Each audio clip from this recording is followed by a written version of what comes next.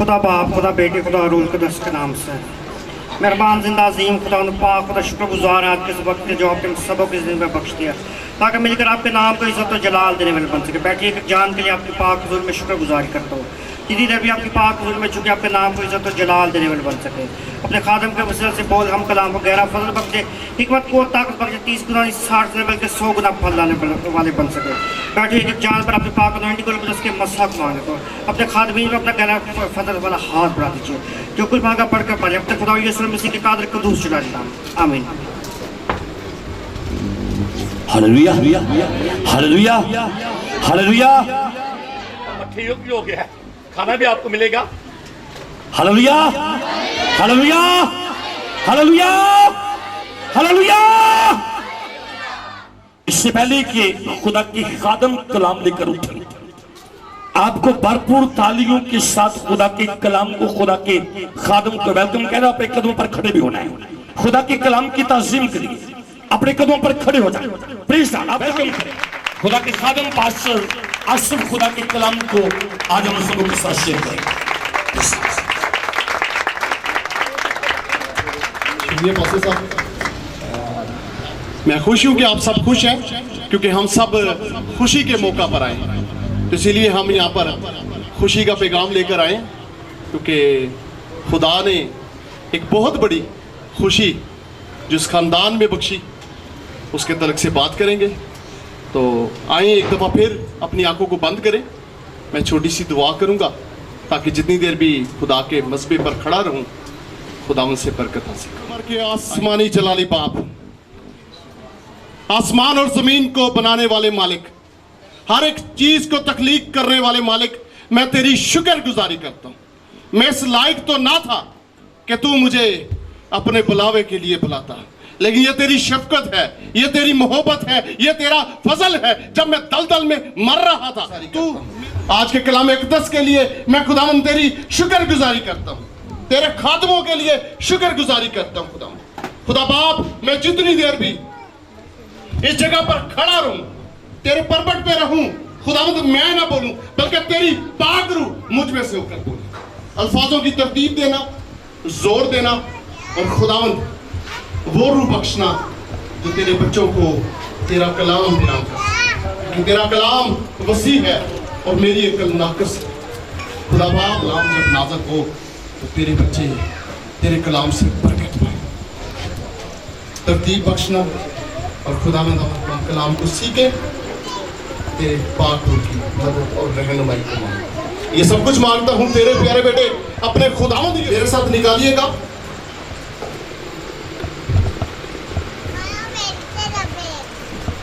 हाँ जी, मेरे साथ निकालिएगा नए अहदनामे में से, अहद जदीद में से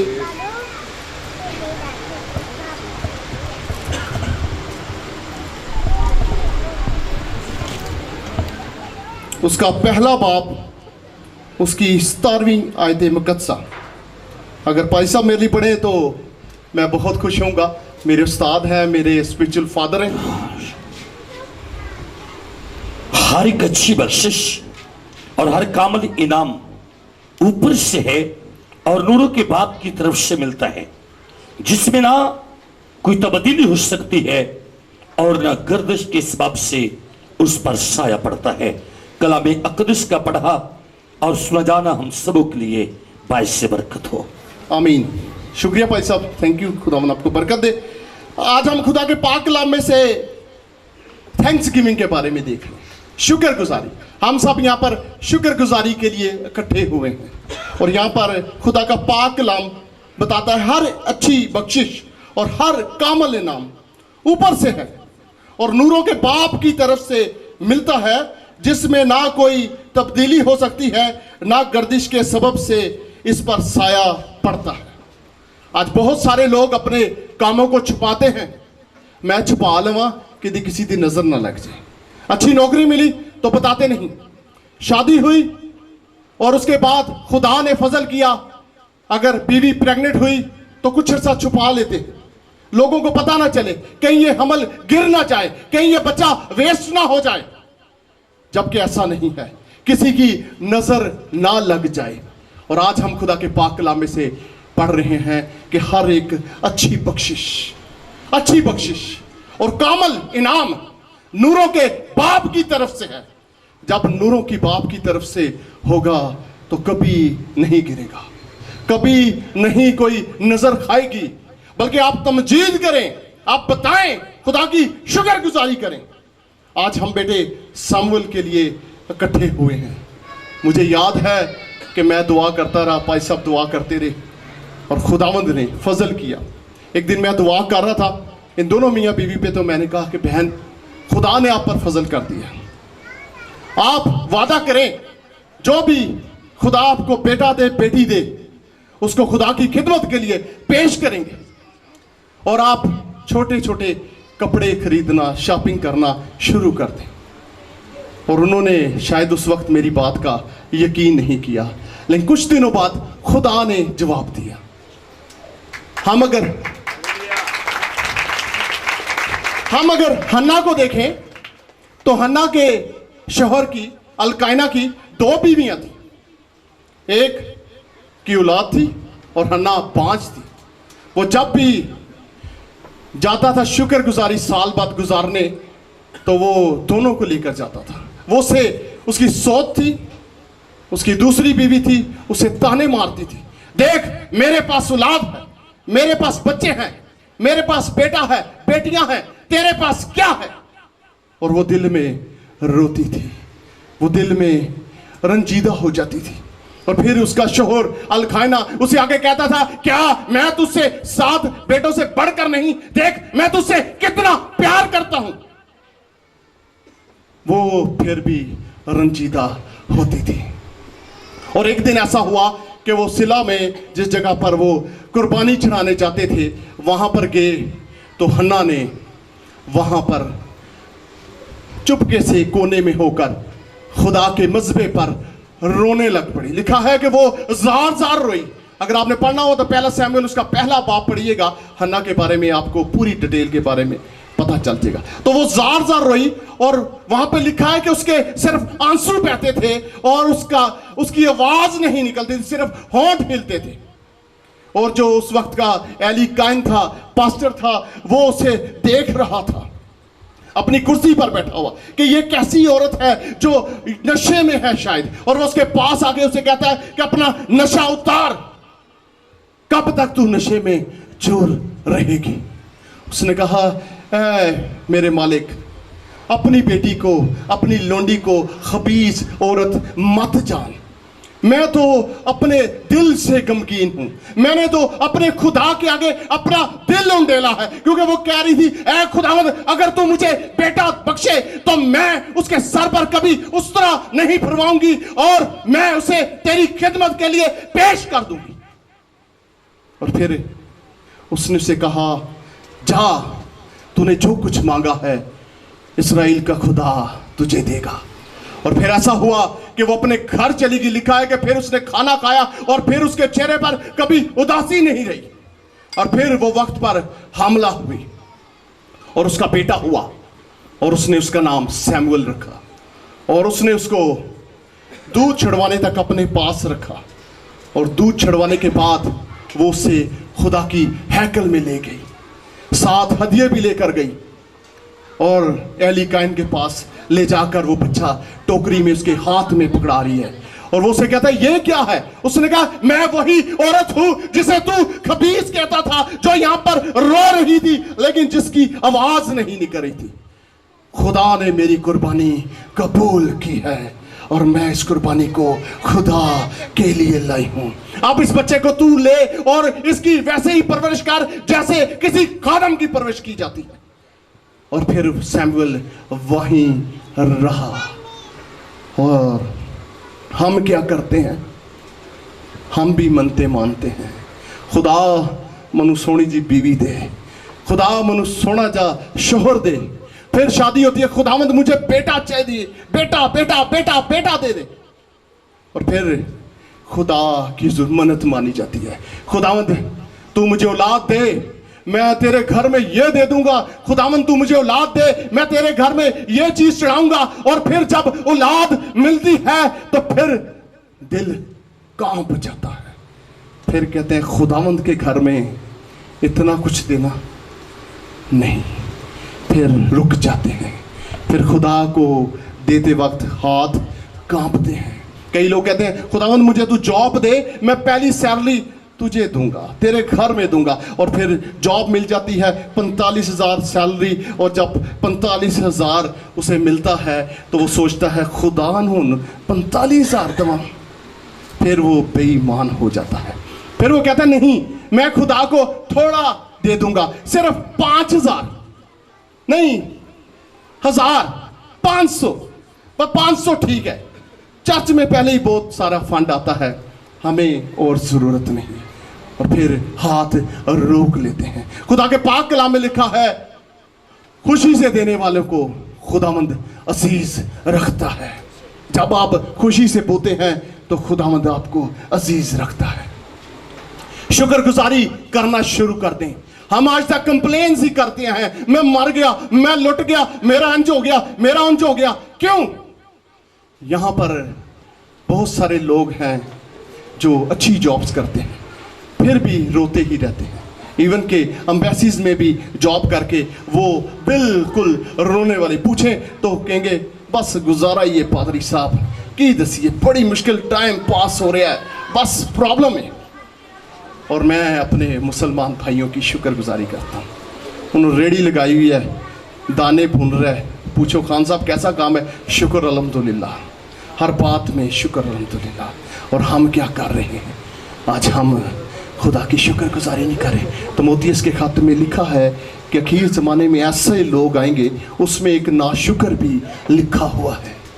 तो नाशुक्र ना बने, कंप्लेंट्स करने वाले ना बने, बल्कि शुक्रगुजारी करने वाले बने। खुदा के पाक कलाम में लिखा है हर एक बात में शुक्रगुजारी करो, क्योंकि मसीह यीशु में तुम्हारी बाबत खुदा की यही मर्जी है।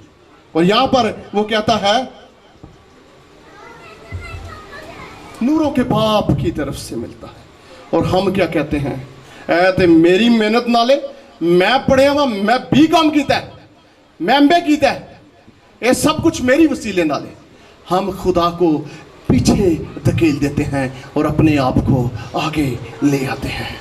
हम खुदा को कोई दर्जा नहीं देते और अपने आप को कहते हैं ये तो मेरी एफर्ट थी, मैंने पढ़ा, मैंने अच्छी स्टडी की, मैंने अच्छे मार्क्स लिए, मेरे अच्छा ग्रेड आया और मैं इस जगह पर पहुंचा हूं। ऐसा नहीं है। मैं अगर आज यहां पर खड़ा हूं, खुदा का कलाम हाथ में है, मैं तो पास्टरों को बुरा कहने वाला था, खुदा ने मुझे पास्टर बना दिया। वो बदलने वाला है, वो तब्दील करने वाला है, उसकी मर्जी जाने। मैं भी बहुत भागा यूना की मानंद, लेकिन उसने मुझे अपनी खिदमत के लिए चुन लिया ताकि मैं खुदा का कलाम सुना सकूं और रूहें बचा सकूं। तो कभी अपनी बरकत को ना छुपाएं।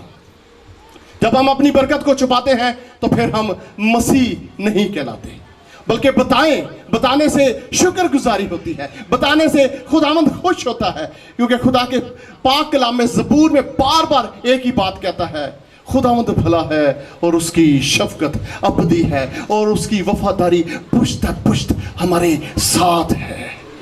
वो भला है, वो वही खुदा है जो इब्राहिम, इसहाक, याकूब के साथ था। ये वही खुदा है जो पुराने वक्तों में अपने नबियों से बातें करता था। आज आप भी दुआ करें, वो आपसे भी बातें करेगा। आज वो आपसे भी बातें करना चाहता है, लेकिन क्या आप अपने आप को वैसा अपने आप को तैयार नहीं करते? अपने आप को तैयार करें और फिर शुक्रगुजारी करना सीख जाएं। कंप्लेंट्स बंद करें, आज से शिकायत बंद कर दें। खुदावंद उन्नू पुत्र देता है ते मनु धीयां नहीं।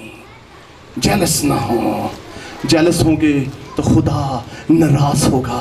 हसद मत करें, खुदा की शुक्रगुजारी करें कि हे खुदावंद उससे तूने दिया है, मुझे भी दे। इसी अगर हम याकूब के खत में पढ़ें तो वहाँ पर लिखा है कि तुम दुआ करते हो और बुरी नीयत से करते हो और इसलिए फिर नहीं पाते। आज बहुत सारे लोग दुआ तो करते हैं, बड़ी लंबी लंबी तोंद बनाकर दुआ करते हैं, लेकिन उस दुआ का असर कोई फ़ायदा नहीं जब दिल के अंदर गंदगी है, जब दिल के अंदर मैल है। आज अपने दिलों को साफ करें, आज से इस चीज़ को अबूर करें कि खुदावंद तू ही सब कुछ करने की कुदरत रखता है। अगर वो सारा को जो 90 साल की थी उसे औलाद दे सकता है, अगर वो अलिशबा को जो बहुत ज्यादा बुजुर्ग थी, और वहां पे लिखा है कि जकरिया जब अपनी कहानत की बारी अपनी खिदमत के लिए हैकल के अंदर गया तो उसने वहां पर बखूर जलाया और खुदा का फरिश्ता जकरिया के पास आया और जकरिया से कहता है, ऐ जकरिया देख तेरा बेटा होगा। और उसने कहा, नहीं मैं तो खुद बहुत बुजुर्ग हूं, मेरी बीवी भी बहुत बुजुर्ग है अलिशबा, ये कैसे नामुमकिन होगा, ये तो नामुमकिन है।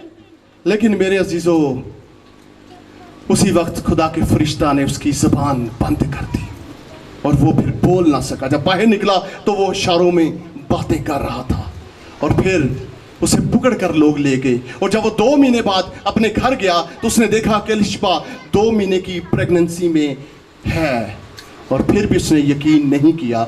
और जब यूहन्ना बपतिस्मा देने वाला पैदा हुआ उस वक्त उसकी ज़बान खोल दी गई।